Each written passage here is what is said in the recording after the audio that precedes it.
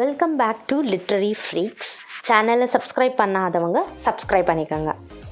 இப்போ நம்ம வந்து லாஸ்ட் லெசனோட கண்டினியூஷன் தான் நம்ம பார்க்க போகிறோம், descent of English language.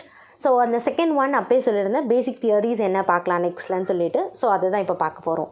From the according point of view the theories help us to know about the origin of languages.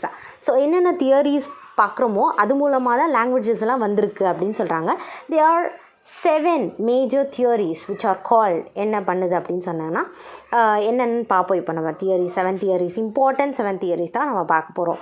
Bow wow theory, bow இல்லை bow wow theory, ding dong theory Max முல்லரோடது, pooh pooh theory Jean Jacques Rousseau, gesture theory Richard பேஜஸ், musical theory Jespersen, contact theory G Revesz, yo he ho theory Nair.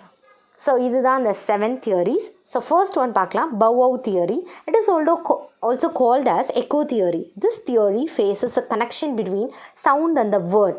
சவுண்டுக்கும் வேர்டுக்கும் என்ன ரிலேஷனோ அதை தான் இந்த theory வந்து focus பண்ணியிருக்கு. அது எக்ஸாம்பிள் சொன்னால் உங்களுக்கு புரியும் பாருங்கள். Supporting of this theory point to words which are directly imitative of natural sounds. So நம்ம என்ன நேச்சுரலாக ஒரு சவுண்ட் கேட்குதோ, ஒரு ப்ராடக்ட் மூலமாக, ஒரு ஆனிமலோ சம்திங் ப்ராடக்ட் மூலமாக வருதோ அதை தான் அதோட நேமாக வச்சிடுறாங்க.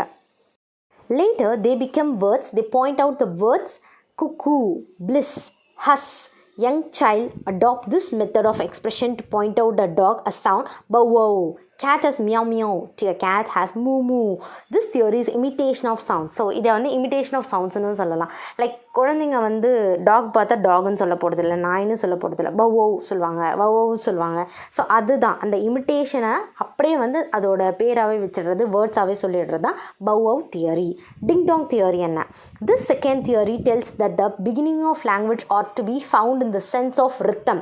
ரித்தமில் தான் வந்து லாங்குவேஜ் வந்து பிறந்துச்சு அப்படின்னு கான்சென்ட்ரேட் பண்ணுறது தான் இந்த டிங் dong theory. They seem to have used from the primitive stages. So இது ஃபர்ஸ்ட்லேருந்தே இருந்திருக்கும் அப்படின்னு சொல்கிறாங்க. This theory also have a tendency of imitation.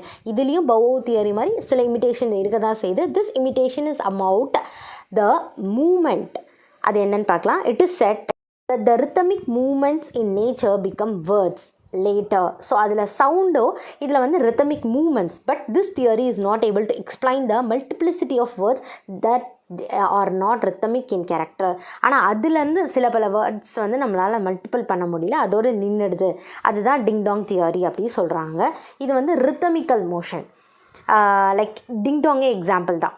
நம்ம வந்து கிளாக் எப்படி சொல்கிறோன்னா டிங் டாங், ஏன்னா அதோட அந்த ரித்தமிக் மூமெண்ட் வச்சு சொல்கிறோம். அதுதான் வந்து டிங் டாங் தியரி.